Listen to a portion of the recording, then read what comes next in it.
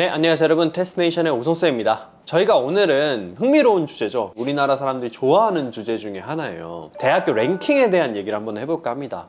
매년 우리나라 수능이 끝나면은 인터넷에 떠도는 그 글이 있거든요. 2025, 2026 한국 대학교 랭킹 해가지고 맨날 이제 이미지로 돌아다니는데, 미국 대학도 사실 이런 게 있잖아요. 어디가 1등이니, 뭐 탑 10이 어디니, 이런 얘기를 되게 많이 하는데, 도대체 이 랭킹은 누가 정하는 거며 도대체 어떤 기준으로 정하는지를 한번 얘기를 해볼까 하거든요. 미국 대학교를 생각하면은 제일 유명한 대학교는 하버드죠. 그렇죠.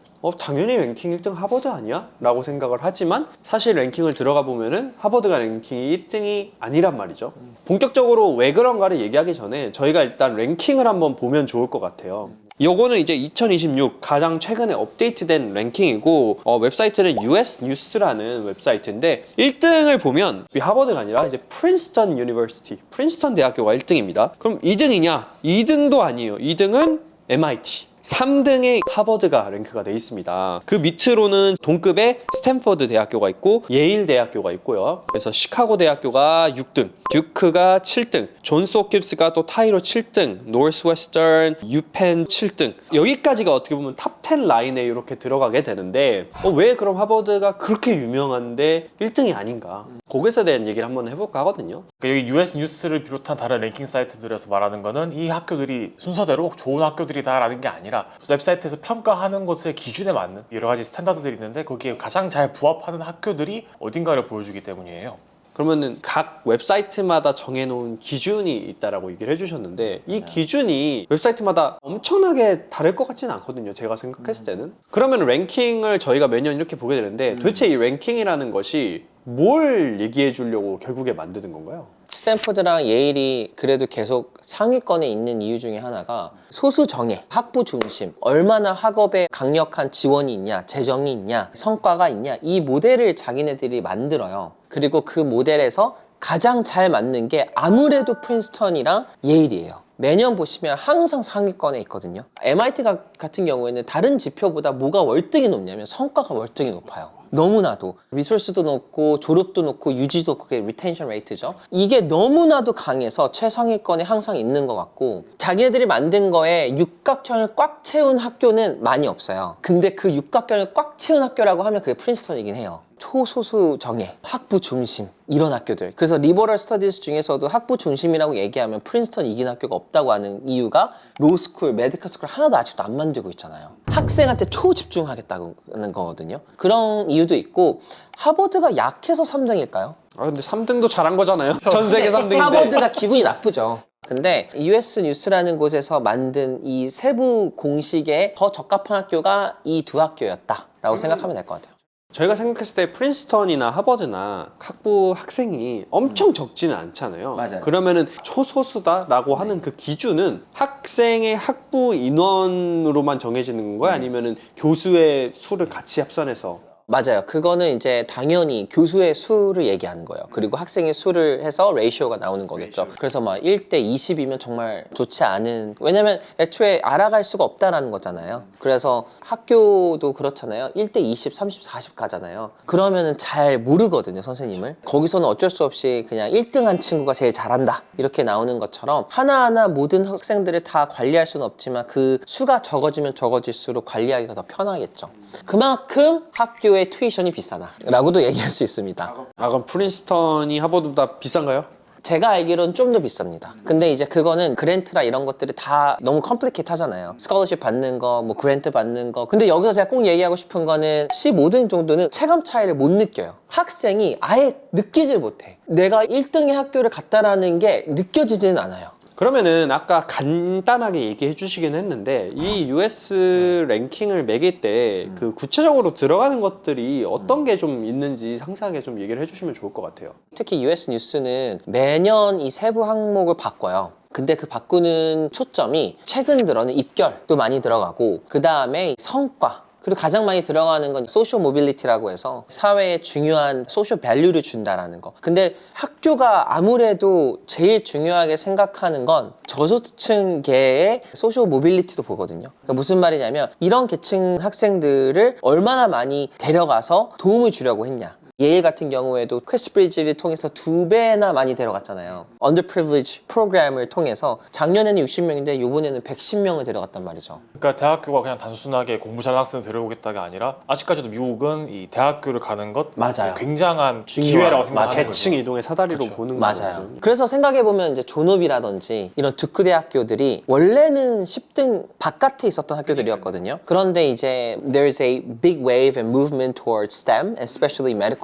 메디칼이 한국에서는 오히려 뭐 어떤 반응인지는 잘 모르겠지만 의대를 가는 것보다는 차라리 과학 쪽으로 빠진 학생들이 꽤 있잖아요. 의대를 항상 지원했던 것도 아니고 지금은 AI 시대니까 AI로 가는 거고 그 소셜 모빌리티가 조금 더 한국보다는 확실히 있는 것 같아요. 어떻게 보면 트렌드에 잘 맞는 대학교들이 맞아요. 좀 랭킹으로 올라올 맞아요. 확률이 굉장히 높겠네요. 맞아요. 그렇기 때문에 연도별 당연히 조금씩 달라지긴 하지만 그래도 보는 것들은 있어요.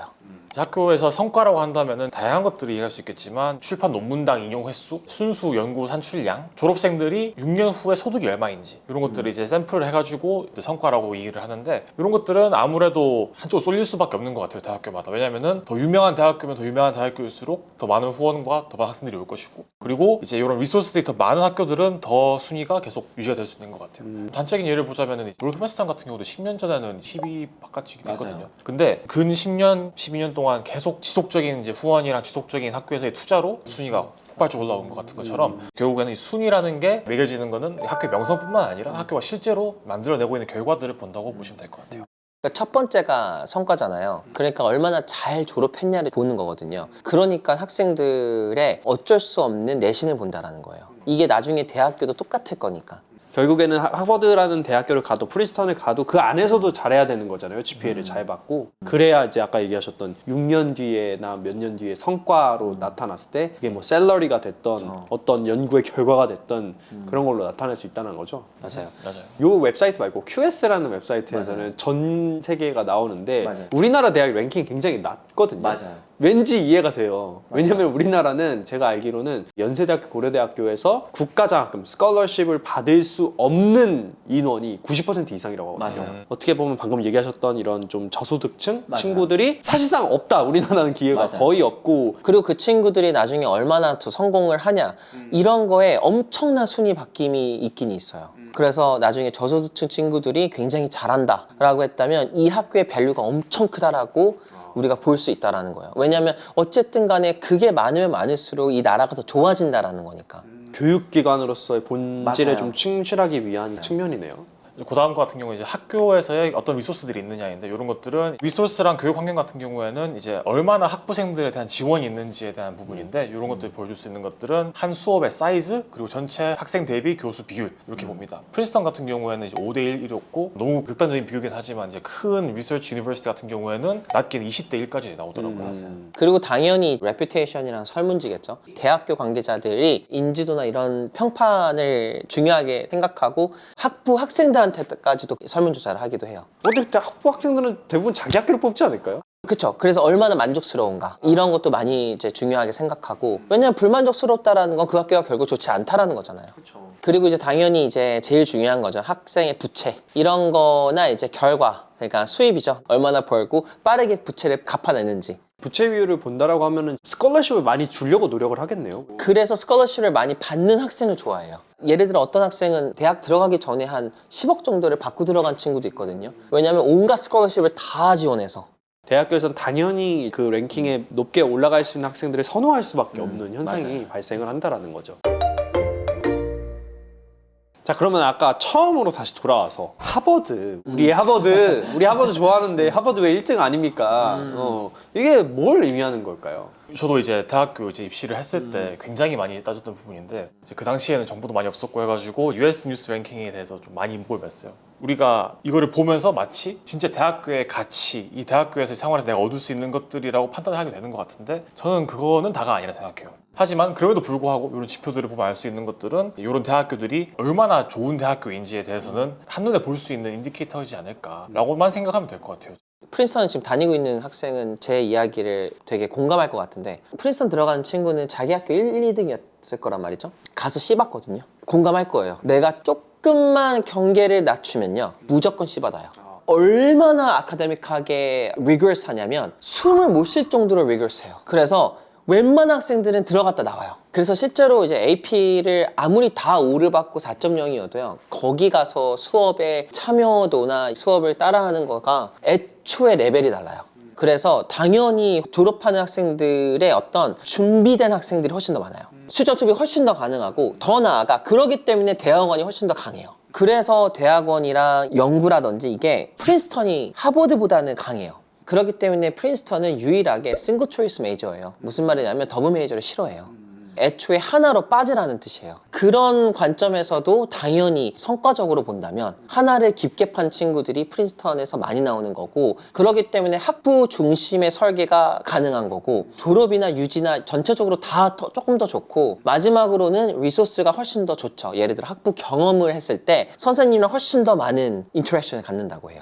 최고는 가장 대학의 기능에 충실한 학교인 맞아요. 거네요. 공부에 탐구에 원초적인 학교. 직업을 좋은 걸 얻기 위해서 오는 게 아니라 맞아요. 진짜 너 이거 연구하고 네. 싶어를 보는. 반대로 당연히 이제 하버드 강하죠. 그렇지만 전체적인 어떤 프레임워크죠. US 뉴스가 만든 구조이죠. 학부나 졸업이나 뭐 예를 들어 리소스 측면에서는 안타깝게도 조금 더 항상 US 뉴스는 잘 먹힌다 라고 보시면 좋을 것 같고, 진짜 마지막으로 하나만 딱 얘기하고 싶은 게 뭐냐면, 학교가 진짜 정말 그렇게까지 중요한 거 아니거든요. 다만 학교만 갖고 있는 리소스가 너무 대단해서인 거예요. 그렇기 때문에 제가 오늘 마지막으로 얘기하고 싶은 건, 솔직히 학교에 따라서 아무것도 바뀌어지는 건 없어요. 물론 있겠죠. 다만 제일 중요한 건 그 사람이 갖고 있는 성품, 품위, 그리고 더 중요한 거는 내가 그런 자원을 안 갖고 있어도요, 내 스스로가 계속 나의 포트폴리오를 만들어가는 사람들이 있어요. 연구를 그냥 끝없이 하는 사람들. 그런 사람들이 나중에 일자리 더 잘 잡아요. 그렇기 때문에 이런 것들을 보면서 부러워하지 말고 자기 중심적으로 더 열심히 살아갔으면 좋겠어요.